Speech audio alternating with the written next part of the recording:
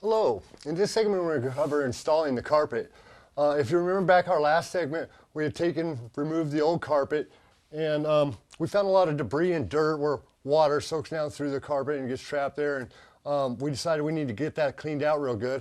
So I took some time and I got the whole floor plan cleaned out real good, and I left it sit for a day so it would dry out thoroughly and I'd have a good surface to work with.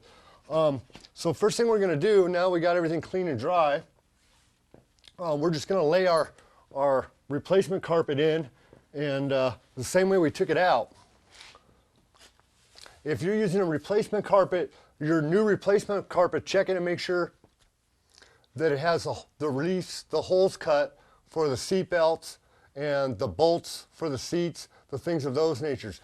If those holes haven't been placed there, the easiest way to do it is just lay your new seat down, lay your new carpet down, and lay the old carpet right over top of it. Mark it with a pen, and then you can come back and slice through it with a knife.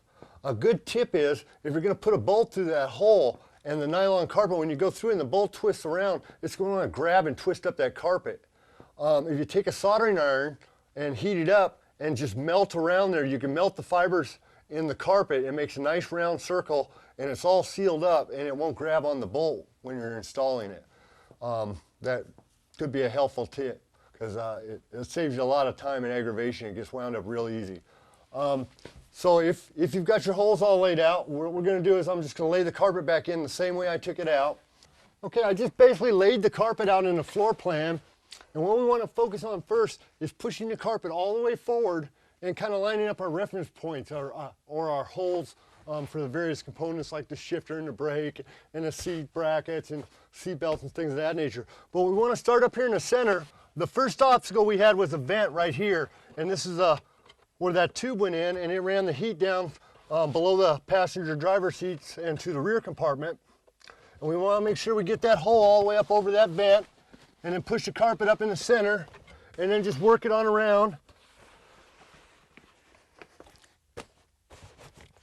And just keep pushing it into place. Check all your alignment spots. We got 3 spots here for the computer. There'll be 4 bolts that go into each seat, a seat belt on each side. We've got this slot here, and we've got all the computer wiring that needs to come out.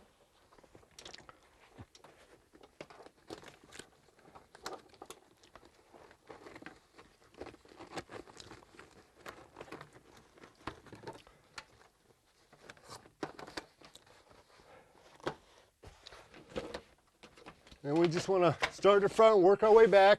Now we'll switch over to the other side and get the other location points for your footrest. You can also check your pivot points where your plastic snaps went in and held it up, and just push it down. In this case, I had stereo and alarm wiring that need to be pulled up next to the vent, so it comes up behind to connect to the stereo and the alarm system. So watch our next segment, and we'll cover installing the carpet part 2.